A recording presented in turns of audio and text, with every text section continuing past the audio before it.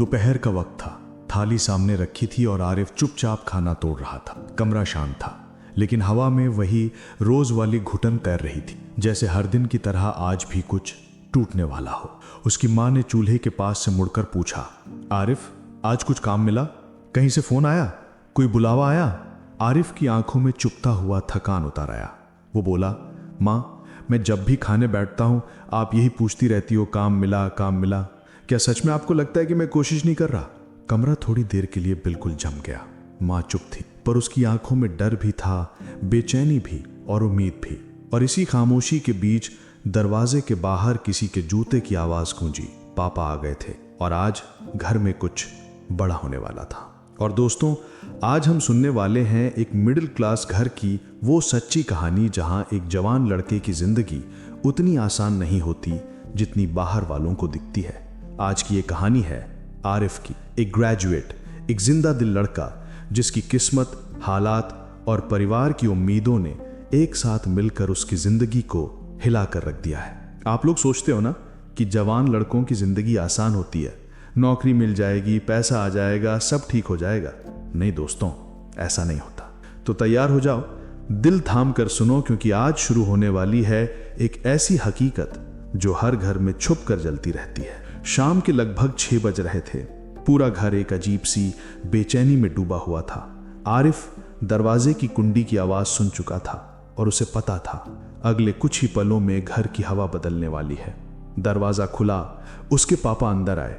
School की थकान, माथे पर पसीना और चेहरे पर वही रोज वाला गुस्सा जो महीने की 18,000 रुपए की तनख्वाह से भी भारी लगता था। उन्होंने जूते उतारे, बैग को जमीन पर फेंका और बिना किसी भूमिका के चिल्ला पड़े, आरिफ फिर घर पर? कहाँ गया था? कहाँ ढूंढा काम? किससे मिला? कुछ तो बता। आरिफ ने धीमी आवाज में कहना चाहा, पापा, सुबह से घूम रहा हूं, हर जगह गया था। लेकिन पापा ने बीच में ही काट दिया। गुस्से से कांपती आवाज में बोले, कहाँ घूम रहा था बेकार की तरह? सच बता। फिर दोस्तों के साथ चौराहे पर ही पड़े थे ना? सारे मोहल्ले के लड़के कमाई कर रहे हैं और तू घर में सिर्फ खाना खाता है। कुछ शर्म है? आरिफ के दिल में जैसे किसी ने पत्थर मार दिया। सच तो ये था, सुबह वो वाकई काम ढूंढने निकला था, पर दोपहर में दोस्त मिले और थोड़ी देर की हंसी मजाक में उसके पिता ने उसे देख लिया और वो एक नजर उसके पूरे दिन की मेहनत को मिटा चुकी थी। आरिफ ने कहना चाहा, पापा, मैंने सच में कोशिश। लेकिन इससे पहले कि उसकी बात पूरी होती, उसके पिता का गुस्सा फट पड़ा। थप्पड़ की तेज आवाज कमरे में गूंज उठी और उसी झटके में उनका चश्मा आंखों से गिरकर फर्श पर चर्र की आवाज से टूट गया। कमरा स्तब्ध। मां डर के मारे एक कोने में खड़ी। आरिफ की आंखें भर आईं, पर वो बोला कुछ नहीं, क्योंकि उसके सामने पापा का टूटा हुआ चश्मा पड़ा था और उसके पीछे एक टूटा हुआ रिश्ता। पापा फिर चिल्लाए, नालायक, तू मेरे सामने झूठ बोलता है? तेरे लिए क्या क्या करता हूं और तू सिर्फ गली गली घूमता है। मां ने धीरे से कहा, बस कीजिए, बच्चा है।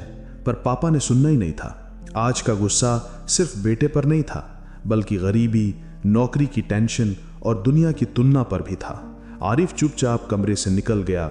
उसके चेहरे पर आंसू थे, लेकिन दिल में एक और गहरा दर्द। आज वो खुद टूट नहीं रहा था, बल्कि परिवार भी टूट रहा था। रात भर आरिफ सो नहीं पाया। छत को घूरते घूरते उसकी आंखें जलने लगी। हर बार वही आवाज कानों में गूंजती रही, पिता की डांट, टूटा हुआ चश्मा और मां की वो कांपती हुई चुप्पी। सुबह होने से पहले ही वो उठकर कमरे के बाहर चला गया। चारपाई पर बैठे पापा सो रहे थे। उनके पास ही टूटा चश्मा रखा था, जैसे वो भी कह रहा हो कि इस घर में कुछ नाजुक चीजें हर दिन टूटती रहती हैं। आरिफ कुछ पल तक बस चश्मे को देखता रहा। उसकी आंखें भर आईं। उसने धीरे से अपना पुराना मोबाइल उठाया, जिसमें शायद उसकी पूरी दुनिया थी, दोस्तों की बातें, फोटो, यादें, सब कुछ।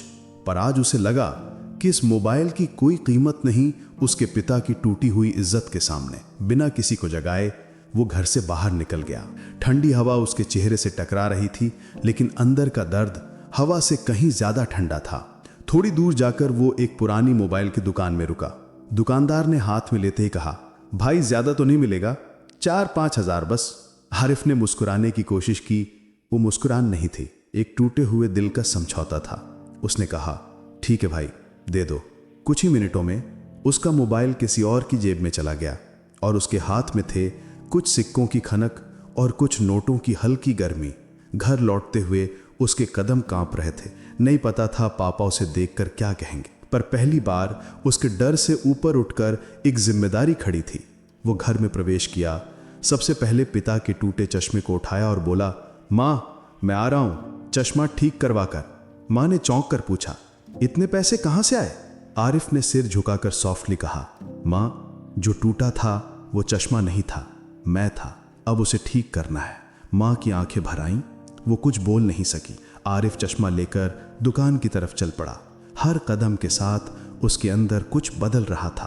पहली बार उसे लगा कि शायद जिंदगी में कुछ करने की आग किसी बड़ी घटना से नहीं, बल्कि एक टूटे हुए चश्मे और एक बेच दिए गए मोबाइल से भी जल उठती है। आरिफ चश्मा बनवाकर घर लौट रहा था, हाथ में एक छोटा डिब्बा और दिल में एक भारी सा डर। रास्ते में मोहल्ले के लड़के बाइक पर घूमते मिले। कोई कह रहा था, अरे वो देखना शर्मा जी का बेटा दुबई से आया है, 50,000 का फोन लाया है। दूसरा बोला, शाह सरदार का लड़का बेंगलुरु में सेट हो गया, महीने के 1.5-2 लाख कमा रहा है। इन आवाजों ने आरिफ के दिल पर जैसे गर्म लोहे की तरह प्रहार किया। उसने कदम तेज कर लिए ताकि ये ताने उसके कानों से दूर हो जाएं, पर क्या करें, ये ताने मोहल्ले की हवा में रहते थे और हवा को रोकना किसी के बस में नहीं। जैसे ही वो अपने घर का दरवाजा खोले, उसके पिता कमरे में बैठे थे। चेहरे पर वही गुस्सा, वही थकान और वही पुरानी शिकायतें। उन्होंने आरिफ को देखते ही कहा, आ गया? कहाँ घूम रहा था? आज भी काम नहीं मिला ना? सारे लड़के मोहल्ले के नौकरी कर रहे हैं, विदेश जा रहे हैं, लाखों कमा रहे हैं, और तू घर का नासमझ बेकार लड़का। माँ रसोई से बाहर आई और धीरे से बोली, इतनी सुबह ही निकल गया चाहिए, शायद काम। पिता ने तेज स्वर में बीच में काट दिया, काम? इसके नसीब में काम कहाँ? आरिफ का दिल डूब रहा था, लेकिन वो चुपचाप आगे बढ़ा। पिता के पास बैठा और धीरे से चश्मे का डिब्बा उनके सामने रख दिया। पिता ने घूर कर पूछा, ये क्या है? आरिफ ने धीमी आवाज में कहा, आपका चश्मा कल टूट गया था ना, मैंने ठीक करवा दिया। पिता की भौहें सिकुड़ी। पैसे कहाँ मिले? किससे मांगे? किस पर बोझ डाला? आरिफ ने सिर झुका लिया और बोला, किसी पर बोझ नहीं डाला, अपना मोबाइल बेच दिया। कमरे में जैसे किसी ने खामोशी का बम फेंक दिया। माँ के हाथ कांप गए। पिता के चेहरे की कड़वाहट एक पल को ढीली पड़ी, पर ईगो ने उन्हें बोलने नहीं दिया। उन्होंने बस इतना कहा, मोबाइल बेचकर क्या बड़ा काम कर लिया? घर चलाना इतना आसान है? आरिफ ने हल्की आवाज में जवाब दिया, पापा काम की कीमत रुपए में नहीं, इरादे में होती है। मैं कोशिश कर रहा हूं, पर हर दिन दूसरों से तुलना करके आप मेरा मन छोटा कर देते हो। पिता खामोश थे। माँ की आंखें भर चुकी थीं और आरिफ के अंदर कुछ ऐसा टूट चुका था जिसकी आवाज बाहर कोई नहीं सुन पा रहा था। उस रात घर में अजीब सी खामोशी थी। किसी ने कुछ नहीं खाया। पापा अपने कमरे में चले गए। माँ आंगन में बैठी आंसू पोंछ रही थी और आरिफ घर की छत को घूरते घूरते एक फैसले पर पहुंच चुका था। वो उठकर धीरे धीरे पापा के कमरे की तरफ गया। दरवाजा थोड़ा खुला था। पिता बिस्तर पर बैठे थे, पर ना गुस्सा था ना आवाज, बस थकान और भारी सोच। आरिफ दरवाजे पर खड़ा हुआ और बोला, पापा एक बात कहनी है। पिता ने चुपचाप उसकी तरफ देखा। ये वही नजर थी जो अक्सर गुस्से से भरी रहती थी, पर आज उसमें थोड़ा दुख था, थोड़ा दर्द और थोड़ी हार भी। आरिफ ने हिम्मत करके बोलना शुरू किया, पापा आप रोज मुझे दूसरों से तुलना करते हो। कहते हो कि फलां का लड़का दुबई में है, 2 लाख कमाता है, फलां का लड़का बेंगलुरु में है, लाखों ला रहा है। पर पापा एक बात बताइए, क्या वो दुबई वाला लड़का अपने माँ बाप को हर रोज फोन करता है, उनसे बात करता है, उनके साथ बैठता है? पिता ने धीरे से सिर हिलाया, नहीं। और वो बेंगलुरु वाला? आरिफ आगे बोला, क्या वो रोज अपनी माँ का हाल पूछता है? क्या उसके पिता उसे दिन में एक बार देखते भी हैं? पिता ने धीमी आवाज में कहा, नहीं। अब आरिफ के अंदर सालों का दर्द उबल रहा था। आंसू रुक नहीं रहे थे। तो पापा आप क्यों चाहते हो कि मैं भी आपसे दूर चला जाऊं? क्यों मुझे पैसे के पीछे धकेलते हो? क्या मेरे कमाने से ज्यादा जरूरी नहीं कि मैं आपके पास रहूं, आपका सहारा बनूं? उसकी आवाज कांप रही थी, पर शब्द छुरी की तरह सच्चे। पापा मैं आपकी हर तकलीफ का साथी बनना चाहता हूं, माँ की हर चिंता का सहारा बनना चाहता हूं। मैं नहीं चाहता कि आपकी आंखें मेरी याद में हर रात भरी रहें। मैं यहाँ इसी शहर में काम करूँगा, चाहे कम पैसा कमाऊँ, पर आपकी आंखों के सामने रहूँगा। माँ रोते हुए पास आ गई। उसने आरिफ के सिर पर हाथ रखा। पापा की आंखें भी भर आईं, पर वो चेहरा दूसरी तरफ मोड़कर आंसू छुपाने की कोशिश करने लगे।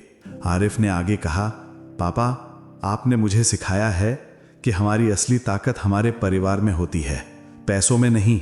तो मैं कैसे आप दोनों को छोड़कर कहीं दूर चला जाऊं? कमरा कुछ पल के लिए इतना शांत हो गया जैसे पूरी दुनिया ठहर गई हो। पिता ने आखिरकार अपना चश्मा, वही नया ठीक कराने लाया हुआ चश्मा, उठाया, आरिफ की तरफ देखा और धीमी टूटी हुई आवाज में बोले, बेटा, मुझे माफ कर दे। मैं तुझसे गुस्सा नहीं था, मैं बस डर गया था। इस दुनिया के दबाव ने मुझे अंधा बना दिया। तू जिधर रहेगा वहीं मेरा गर्व रहेगा। माँ ने दोनों को गले लगा लिया। तीनों एक साथ रोए, पर ये आंसू दुख के नहीं थे, ये समझदारी के, मोहब्बत के और टूटे हुए रिश्ते के वापस जुड़ने के आंसू थे। उस रात इस छोटे से घर में कुछ बदल गया, बहुत गहरा, बहुत नाजुक और बहुत सुंदर। और दोस्तों, यही थी एक मिडिल क्लास परिवार की असली कहानी। चुपचाप सहने वाली माँ, दबावों में टूटता बाप और उनके बीच पिसता एक जवान बेटा जो सिर्फ अपने माँ बाप के पास रहना चाहता था। अगर आपको ये कहानी दिल छू गई हो, थोड़ी भी सच्ची लगी हो, थोड़ी भी अपनी लगती हो, तो दोस्तों, कहानी को लाइक, कमेंट, शेयर जरूर करना और चैनल को सब्सक्राइब करना मत भूलना। आपका एक क्लिक ऐसी और कहानियां आपके तक पहुंचाता रहेगा। धन्यवाद दोस्तों, फिर मिलेंगे एक नई सच्ची कहानी के साथ।